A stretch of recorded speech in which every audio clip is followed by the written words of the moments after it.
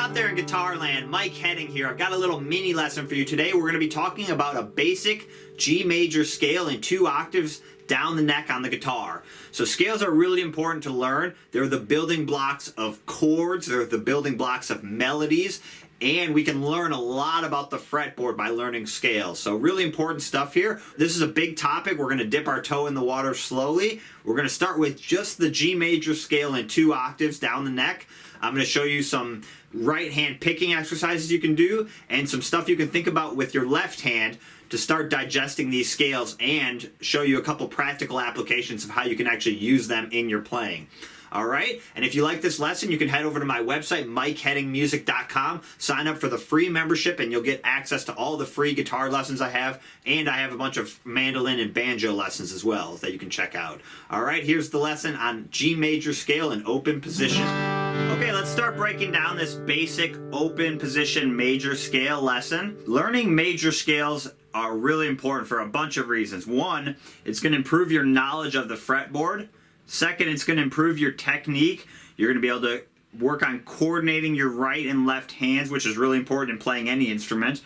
And third, we're going to use our scales as our spots to look for the melody notes. So when you want to start playing the melody to the song, the scale notes are going to be your potential notes that you're going to want to start to look at. So really important to know these. These open position scales are also super useful for playing bluegrass or folk music. I see a lot of guitar players, especially if you come from a rock or blues background, that might know some movable pentatonic scales up the neck, but they struggle playing just basic open position scales, which are really important for bluegrass because a lot of times you're going to be strumming right before you need to play your notes, or you might need to go right back to strumming right after you played your notes. So in bluegrass and folk, it's not as practical to play a movable pentatonic scale way up the neck. So using these open position scales is essential to being able to play bluegrass. Okay, so let's start with the key of G. And I'm just going to break down the open position scale, and we're going to do 2 octaves. So we're going to start on the 3rd fret of the lowest string, so down on our low E string. And let's just use all down picks, down strokes to start, and I'll show you some up and down picking once we get going. So we're going to use the 3rd fret on the lowest string, open A string, 2nd fret on the A string, 3rd fret on the A, open D string, 2nd fret on the D, 4th fret on the D string, and then open 3rd string G. So that's 1 octave. Let's do that again.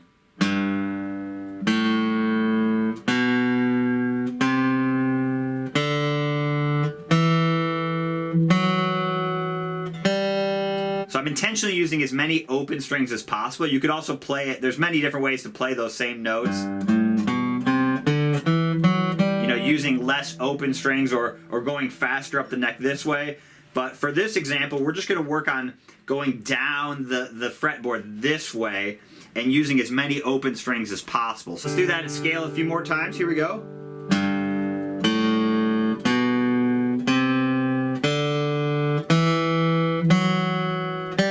Let's go up another octave. So then now we're going to start on our open 3rd string. That's our G. Then we're going to play the 2nd fret on the 3rd string, open 2nd string, 1st fret on the 2nd string, 3rd fret on the 2nd string, open high E, 2nd fret, and then 3rd fret is our high G. So we've got from low G down to high G, we've got 2 octaves. Let's go back down.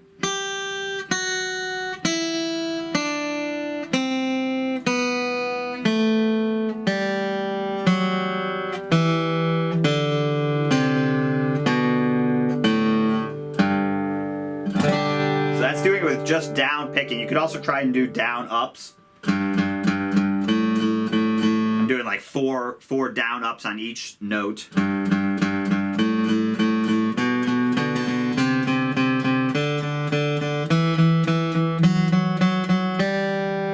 You could try a combination of down ups.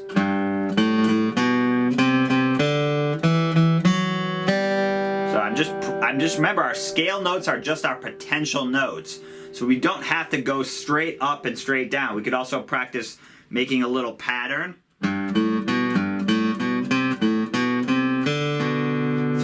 going up 3 notes, 1, 2, 3, and then going back to my starting note. That's just a little pattern.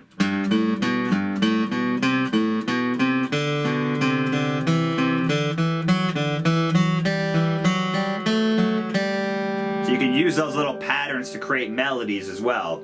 Those are our notes, and there's a pattern to creating a major scale, and we're not going to get too deep into the theory right now, but the pattern is whole step, half step, whole step, whole step, whole step, half step. So a whole step is 2 frets. So we're going up and we're playing a whole step, but we're playing that as an open string. Now we got another whole step. Now half step, so then now we're just going up 1 fret. Whole step, whole step, whole step, and lastly half step. So that's the pattern to create any major scale. Once you get that down, you could do that from wherever you wanted. You could even go this way. Whole step, half step, whole step, whole step, whole step, half step. So whenever you do that, if you get that pattern down, you can memorize it. You can really find any major scale you want. You just put your finger wherever you want and start that pattern. Whole step, half step, whole step, whole step, whole step, half step. So that's a pattern you can use. In another lesson too, we'll also do some more exercises on how to practice these. But first thing is just going up and down. You can also practice jumping around the notes. You know, you don't have to, again, go straight up the notes and straight down. You can practice moving them around.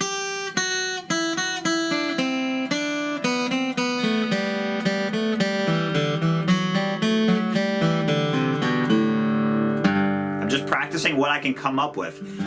And what I'd recommend is you got to walk before you can run. So you're not going to immediately come up with these incredibly genius ideas. You got to start really slow. You know, just you got to start somewhere. So you got to try some stuff. So I encourage you to not be too critical of the notes that you're making up. It's very easy to kind of get discouraged right off the bat and think that you can't come up with anything. If you're having trouble coming up with something, make it a smaller number of notes. Maybe just take 3 notes.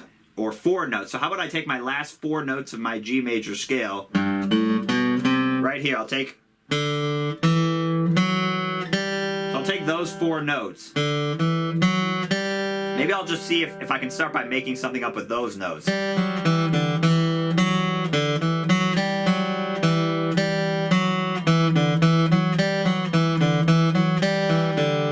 So if you make it a smaller number of notes, it'll actually be easier to be more creative. And then as you get it down, you can, expand and add more notes to your palette. So if you're having trouble coming up with some kind of improvisational ideas with your scale, make it less notes. But again, once you get it down, you can stay on 1. You can go up and down.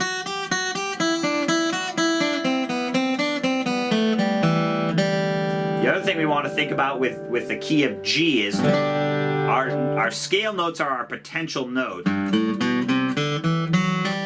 So those scale notes are our potential notes, but 3 of those notes within the scale actually form the G chord. So those are called the chord tones. If you gave each scale note a number 1, 2, 3, 4, 5, 6, 7, and then back to 1, the notes that are the chord tones are the 1, 3, and 5. So 1 is our G. So 2 is not a chord tone, but 3 is. And then our open D. And if you do your G chord, those lowest 3 strings, G, B, D, are actually our chord tones. That's our 1, 3, and 5. So those notes are even going to sound better than all the scale notes. So those are kind of your safest notes of all, the chord tones. And those are also where your melodies might exist. So I would really memorize those chord tones. You can also practice kind of highlighting them.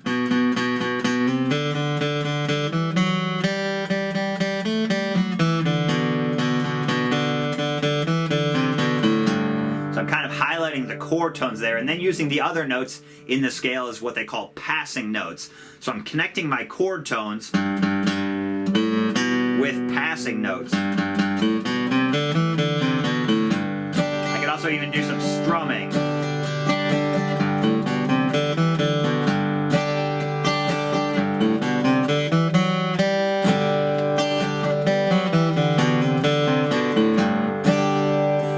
seeing what I can come up with there.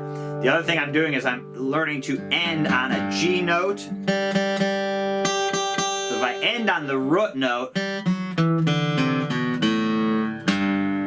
it's going to make my lick or whatever I played sound complete. I could play the fanciest lick in the world, and if I don't end on the right note, it doesn't sound complete until I play that last G, right? So knowing your target ending notes is really important when you're learning your scale. So I'm always ending on a G note when I'm playing a G chord and practicing my G major scale, okay? So you could practice that. You could add some other chords eventually.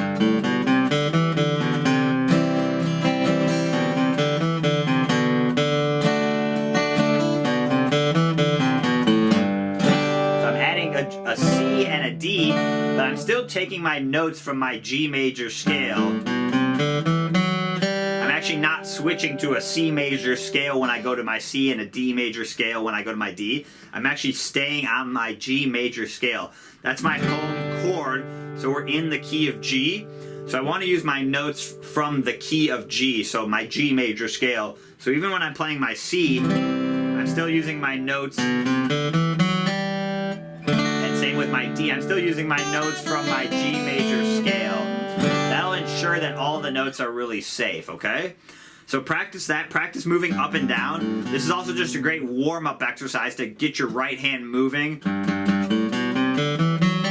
You really have to change strings pretty quick when you're playing those scales.